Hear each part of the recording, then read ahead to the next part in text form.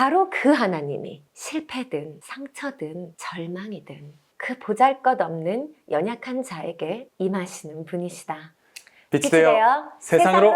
네, 진리와 자유 공동체 여러분 안녕하세요. UCT 교리문답 8번째 시간, 하나님의 율법은 십계명에 어떻게 나타나 있습니까? What is the law of God stated in the Ten Commandments? 너는 나 외에는 다른 신들을 내게 두지 말라. 너를 위하여 새긴 우상을 만들지 말고 또 위로 하늘에 있는 것이나 아래로 땅에 있는 것이나 땅 아래 물속에 있는 것에 어떤 형상도 만들지 말며 그것들에게 절하지 말며 그것들을 섬기지 말라. 너는 내 하나님 여호와의 이름을 망령되게 부르지 말라. 안식일을 기억하여 거룩하게 지키라. 내 부모를 공경하라. 살인하지 말라. 간음하지 말라. 도둑질하지 말라. 거짓 증거하지 말라. 탐내지 말라. You shall have no other gods before me. You shall not make for yourself an idol. You shall not misuse the name of the Lord your God. Remember the Sabbath day by keeping it holy. Honor your father and your mother. You shall not murder. You shall not commit adultery. You shall not steal. You shall not give false testimony. You shall not covet.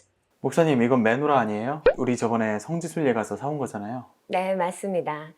오늘 바로 십계명과 또 십계명을 주신 하나님에 대한 이야기를 함께 하게 될 거라서 제가 한번 가져와 봤습니다. 십계명이랑 매누라랑 무슨 상관인데요? 이거는 성전에 놓이는 금촛대 아닌가요? 네, 맞아요. 근데 전도사님, 이 생긴 모양을 보면 뭐가 떠오르세요? 글쎄요, 제 눈엔 아름다운 금촛대로 보이는데요. 네, 자세히 보시면 이 메노라 마치 나무 모양 같지 않으세요? 사실 이거 떨기나무를 형상화한 거거든요. 떨기나무. 하나님께서 모세를 부르실 때 임하셨던 그 떨기나무요. 네, 맞습니다. 출애굽기 3장에 나오고 있죠. 시리에 젖은 채 미디안 광야에서 양치기로 살고 있던 모세를 이스라엘을 구원해서 그들을 하나님의 거룩하고 보호받는 복된 백성이 되게 하시기 위해서 이 율법을 주시는 통로로 모세를 부르시잖아요. 모세를 처음 부르실 때 임하셨던 바로 그 떨기나무를 형상화한 거죠.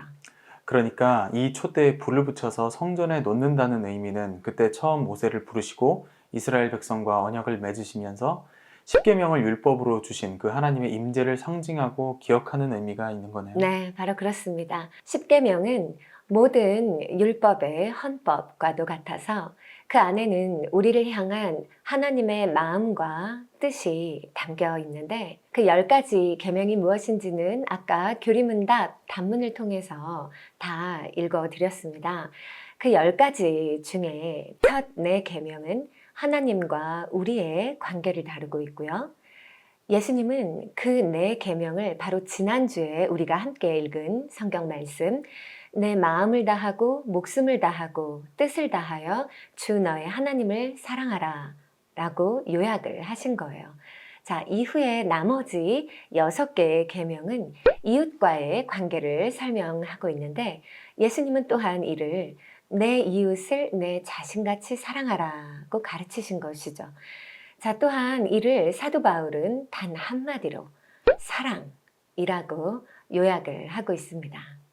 어째서 율법이 사랑이라는 거죠? 사실 법이라는 거는 우리를 통제하고 다스리기 위한 도구 아닌가요? 네, 지난주에도 말씀드렸듯이 하나님의 율법은 우리를 거룩한 백성으로 보호하고 주님의 사랑을 받으며 축복을 누리는 그의 자녀가 되도록 인도해 주는 마치 언약 조항과도 같은 겁니다. 오늘 교리문답의 해설집에 보니까 존 EH는 이렇게 쓰고 있습니다. 하나님은 우리를 만드셨고 사랑하시기 때문에 우리에게 가장 좋은 것이 무엇인지를 잘 아신다. 그래서 그분은 가장 아름다운 삶을 살아가게 해줄 도덕적이고 영적인 길을 알려주셨다. 바로 십계명이다. 십계명은 하나님이 우리에게 주신 사랑의 선물이다. 성경 전체에서도 그렇지만 십계명에서도 우리를 인도하시는 하나님의 마음과 생각을 찾아볼 수 있다. 자, 우리 교회 젊은 성도님들이 주로 하는 이야기들을 들어보면요. 자, 우리가 젊은 사람들이 통제나 어떤 권위 이런 거를 싫어할 거라고들 예상들 하시지만 정작 사람들은요. 진정한 권위에서 나오는 지혜로운 가르침과 규제나 인도, 이런 통제, 이런 것들을 사실은 진심으로 갈망하는 마음이 있습니다. 권위주의를 싫어하는 것이지 진정한 권위는 오히려 사람들이 진심으로 갈망해요. 저마다 인생을 살면서 어느 길로 가야 할지, 어떤 선택해야 할지 모르고 방황할 때가 정말 많지 않아요? 하루에도 우리가 몇 가지의 결정과 선택을 해야 합니까? 이게 옳은 길인지 저게 맞는 길인지, 때로는 그냥 누가 내게 가장 선한 길이 어떤 길인지 정답을 딱 알려주면 좋겠다 하는 마음 진짜 많지 않아요? 네, 많이 들죠. 나이를 먹어갈수록 우리가 더 그런 것 같아요. 바로 주님의 십계명은 당시 이스라엘 백성들에게 그 길을, 걸어가야 할 길을 안내하는 첩경이었고, 오늘날 우리에게는 이 십계명 안에 담긴 하나님의 마음과 뜻, 이것을 깊이 깨달을 때에 주님의 뜻에 순종할 수 있는 그 거룩한 길로 나아갈 수 있는 지침이 되어주는 것이죠. 또 바울 사도 역시 이 십계명에 담긴 하나님의 뜻은 바로 사랑이라 했습니다. 이 십계명을 주신 우리 하나님이 바로 사랑 자체이시거든요. 이 이야기를 오늘 차차 해나가 볼 건데요. 자, 오늘 본문 말씀을 전도사님께서 오늘은 우리 성도들이 다 같이 읽고 있는 새번역 성경 말씀으로 좀 읽어주시기 바랍니다. 출애굽기 20장 1절에서 2절. 이 모든 말씀은 하나님이 하신 말씀이다. 나는 너희를 이집트 땅 종살이하던 집에서 이끌어낸 주 너희 하나님이다. 자, 이 말씀은 십계명을 주시면서 주님이 하신 말씀입니다. 자신을 소개하시는데 뭐라고 설명하시죠? 나는 너를 애굽 땅에서 인도하여 낸 너의 하나님이다 라고 먼저 자신을 소개하고 계시는 거예요. 따라서 우리는 이 십계명을 오늘 우리가 공부를 하는데, 이 십계명을 출애굽 사건과 연결시켜서 이해할 수 있게 됩니다. 자, 출애굽기 3장에 보면 바로 이 출애굽을 이루시기 위해서 주님이 모세를 부르시는 장면이 나오고, 하나님은 거기서도 자신이 어떤 분이신지를 나타내시고 소개하시거든요. 바로 아까 얘기했던 그 떨기나무에 임하신 주님께서 모세를 부르실 때 말입니다. 네.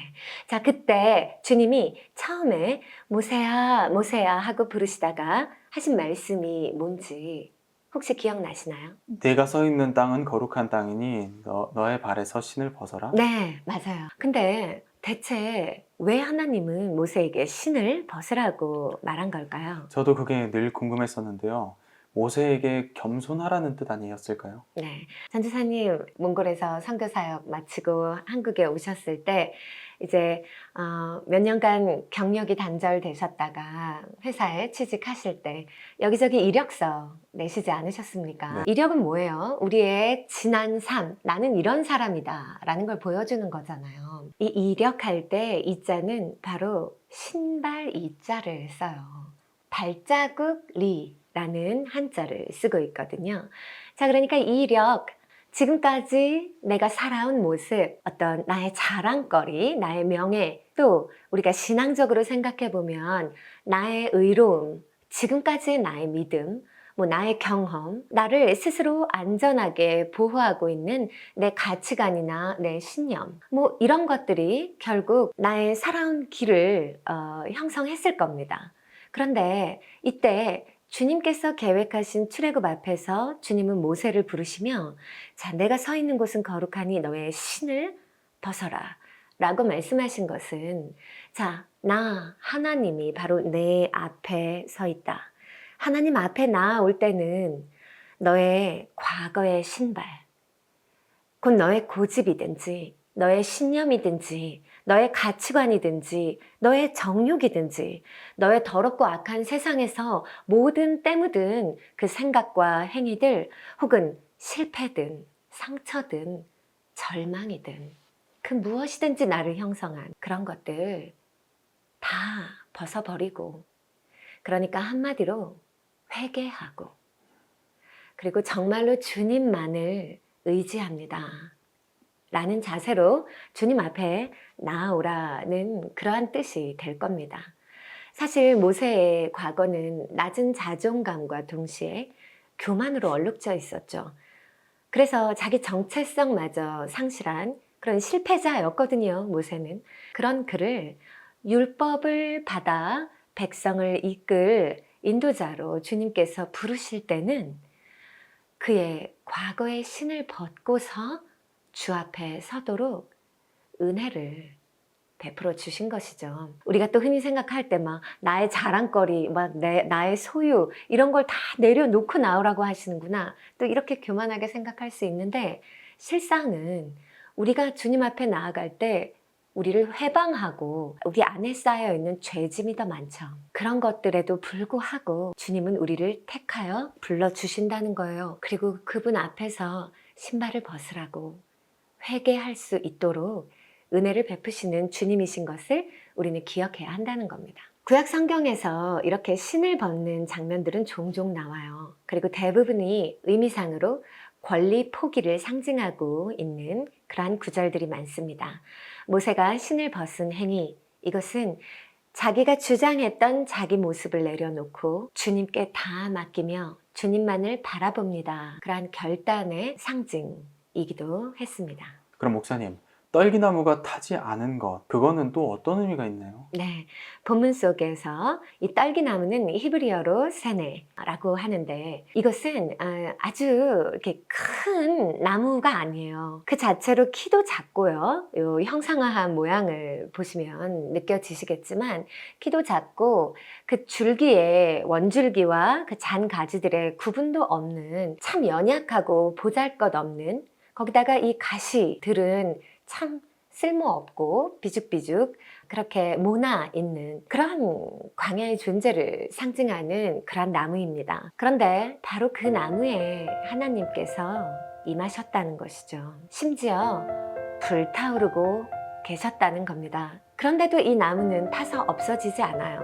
이 보잘것없는 떨기나무에 하나님의 현존이 임재하고 담겨져 있어서 이것을 활활 불타게 하고 있다는 것입니다. 아까 모세에게 주님께서 이곳은 거룩하니 신을 벗으라 라고 하셨잖아요. 자, 어디가 거룩한 곳입니까? 우리 하나님 계신 곳이라면 그곳이 거룩한 자리이겠죠. 그런데 지금 하나님이 어디에 계신 겁니까? 저 하늘 보자 막 멋진 영광에 금은 보석이 깔린 높은 사람들이 모인 곳 이런 곳에 계신 것이 아니라 버려진 듯 황폐하여 정말로 가시돋친 이 쓸모없는 나무에 임하셔서 이 떨기나무를 활활 타오르게 하고 계시더라. 자, 이 모습은 당시 고난받던 이스라엘을 상징합니다. 그러면서 우리는 오늘날 말씀을 읽으면서 우리에게 또 이것을 한번 대입하고 적용해 볼 수 있어요. 하나님은 우리에게 멀리 계시지 않습니다. 우리가 고통 중에 있다면, 그리고 우리가 정말 연약한 자라면 오히려 하나님은 그 보잘것없는 연약한 자에게 임하시는 분이시다 라는 깨달음을 우리가 얻을 수 있죠.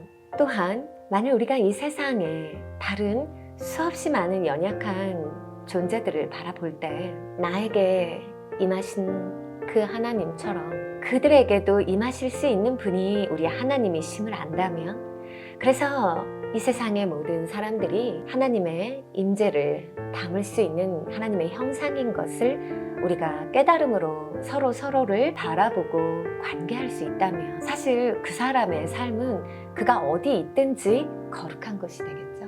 그렇게 늘 하나님을 인식하며 남을 대할 수 있는 사람은요, 예수님이 가르쳐 주신 대로, 또한 사도 바울이 강조한 대로 사랑으로 이 모든 율법의 뜻을 이미 이룬 사람이 될 것입니다.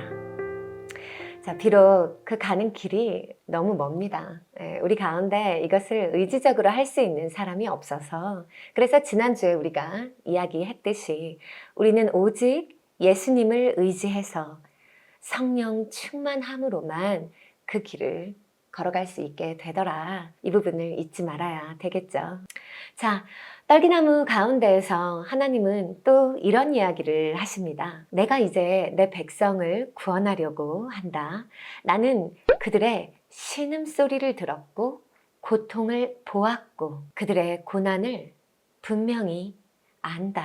주님은 인간 세계의 고통에 무관심하지 않으시고 오히려 그 모든 신음소리를 단순히 듣기만 하시는 것이 아니라 해결해 주시기 위해서 곧 사랑과 소망이 가득한 하나님의 나라로 변화시켜 가시기 위해서 누구보다 열심히 일하고 계시는 분이심을 우리 함께 기억합시다. 주님이 모세를 부르시는데 어쨌든 그 부르심이 너무 크고 두려운 거예요. 제가 그 일을 어떻게 합니까? 전 못해요, 주님.